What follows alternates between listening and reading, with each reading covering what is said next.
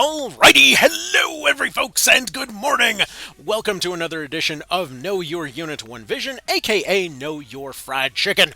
Today we're talking about the pocket-sized hunter, the unique gremlin variant that is the Trickster. So this is a class that's available only to your little flappy bastards, your little pocket hunter as it were, your nice little ambush predator, and their whole deal is kind of the opposite of many other classes. So, like, you get a bunch of knights, they're just going to knight harder than ever before. You get a bunch of archers, they're going to be real good at singling out targets. You get a bunch of fusiliers, congratulations, you're in the modern day. But when it comes to the Trickster, the more of them that you have, the less effective they become. Again, because they're not really pack hunters. They're not really, line soldiers. They are an ambush predator. And so, to that end, let's kind of start breaking this down a little bit. So, first and foremost, as far as stats go, by the highest by a decent margin is going to be dexterity and avoidance. This gives you a pretty good hint. We're going light weapons, high evasion. They do still have intelligence, mind, and resistance stats up there, though. Their lowest by far is going to be strength. So you don't necessarily want to go heavy weapons on these guys, and additionally, you'll note that they can be reasonably effective with spells if they happen to use them. They are a hybrid unit. They do have a lot of different weapons available to them, and if you decide to go either kind of melee or ranged for their physical attacks, you'll notice that they do have both blindside and malediction to be able to assist you in various ways, whether you needed a false strike or whether you needed a rupture.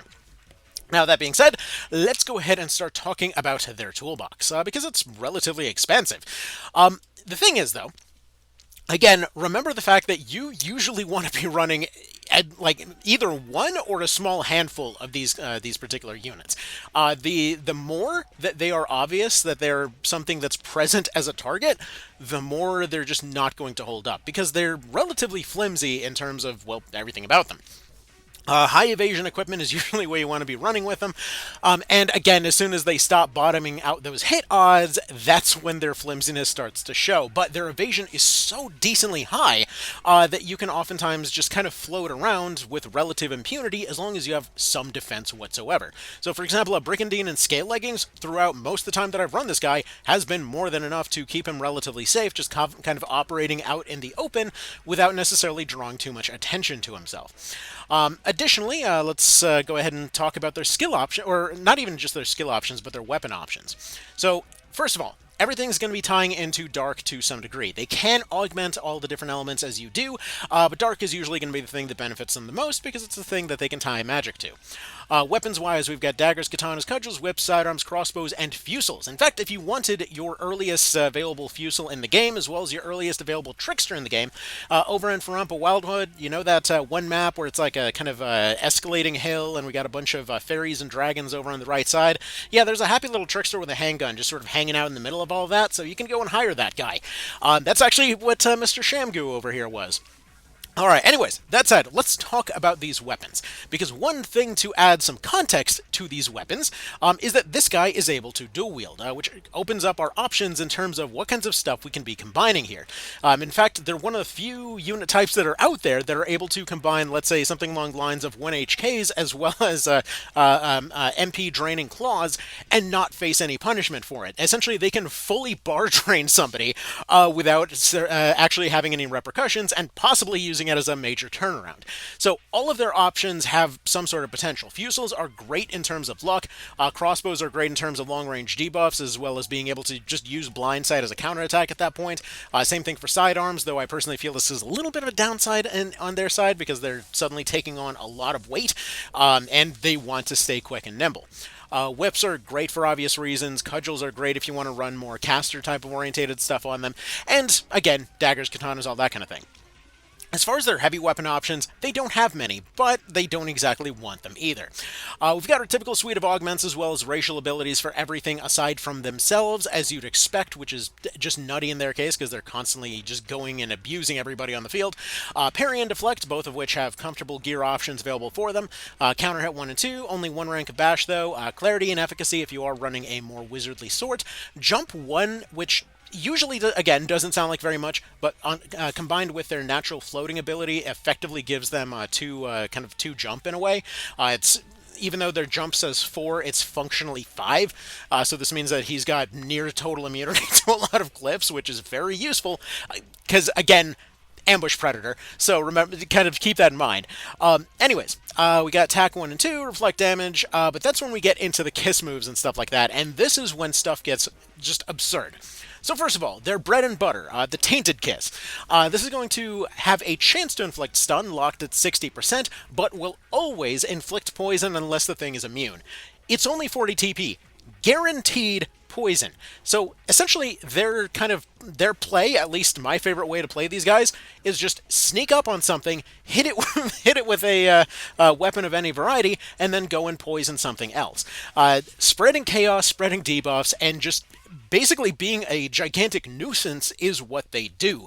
So this is very good for that purpose. That guaranteed poison is nuts. Now, bear in mind, again, they have access to MP Claws. They have MP Claws plus Absorb MP, so if they needed to, let's say, be a magic suppressor, you can do things like, 1 HP MP Claws and Absorb MP at the same time. I had a second one at one point that I was testing with, that I tried that with. It was really good at just shutting down anything in the lightweight category that used MP or TP whatsoever, so that was a very comfortable build for them. Again, they're basically going and just disrupting like crazy. And that's not to say they don't have damage either, because this is when we get to their lower options. So truth be told, Agonal's Scream between all of these is one that I've probably used the least. It's a large area slow and frighten effect. Essentially, this is the old Dark Deed set, except it's locked to 60%. Very, very solid. Then we've got Infernal Kiss, which will be your standard Bind Shackle Stop, all well and good. And then we get to the absolute busted bullshit that is Vampiric Kiss. So it's going to be right in the middle in terms of cost, in terms of time used, and it's going to be right up there in S tier as far as abilities go for this game, because Vampiric Kiss plus Tainted Kiss is functionally just the Kiss of Death. So Vampiric Kiss will, as it says, deal dark damage, drain HP, and reset RT countdown here. Now, this does scale with augments, and additionally, I believe it partially uses your kind of weapon damage in this whole thing. Now, because of that recovery time countdown, this means that you completely just take that piece off the board for a while. On top of that, you're poisoning and stunning them, if nothing else, and usually the AI will be like, well, can't do anything about that RT thing, I'll either heal them or, get rid of the poison, both of which still leave them in a troubled state. So if they roll, for example, stun, poison, the recovery reset, as well as lose half their health with a single attack, yes, it usually does about half, that is going to, at worst, cause 3 different units to waste their turns while they're going and trying to deal with that mess. And at best, it'll just cause all their healers to come out right in the open, ready to get munched on.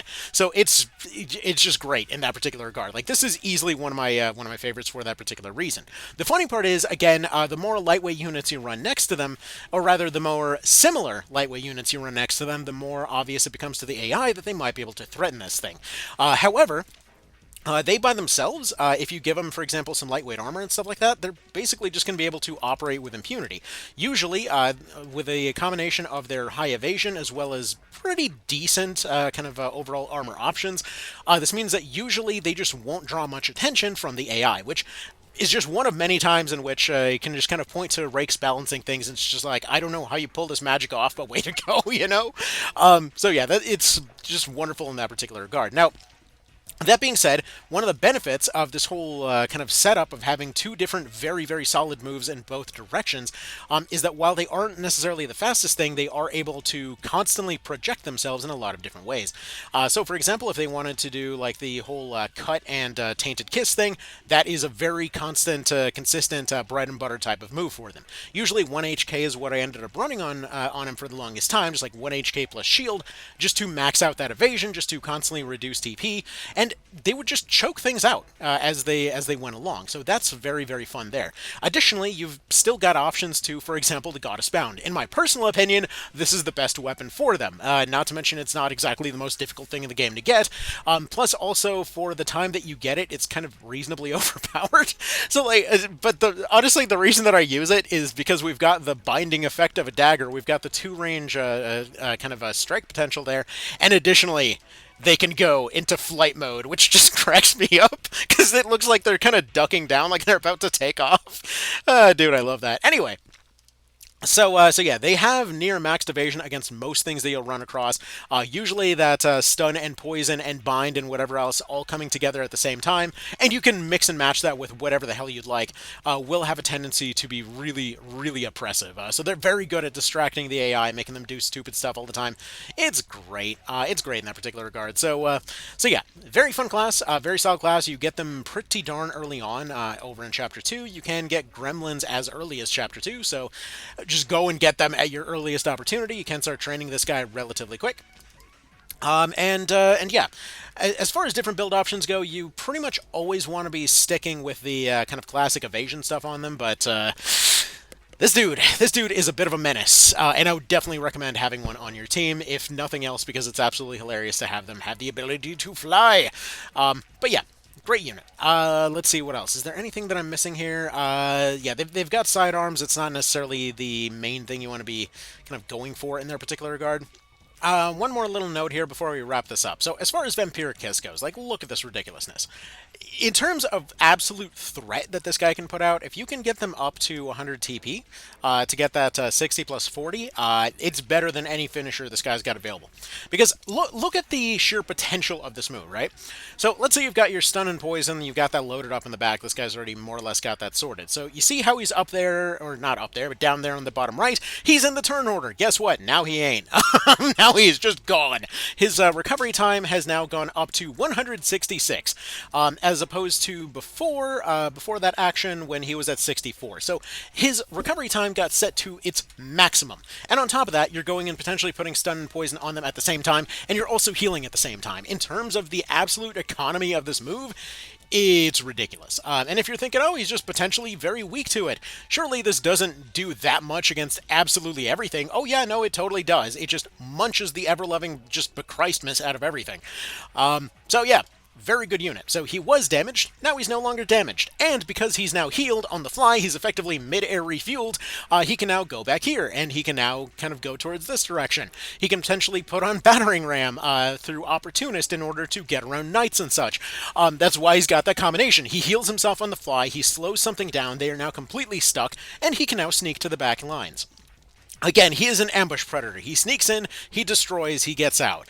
And for that matter, he oftentimes will just hang out in the very back of the map and just keep on munching things and keep on munching things and keep on munching things. Like, they just snowball out of control. It's great. I love this unit so dang much. Anyways, that's kind of about that. I think it's good or something, you know? It's a pretty solid unit. So yeah, y'all have yourselves a good one. Take care, and yeah, I will see you in the next one, shall we? All right, later, y'all.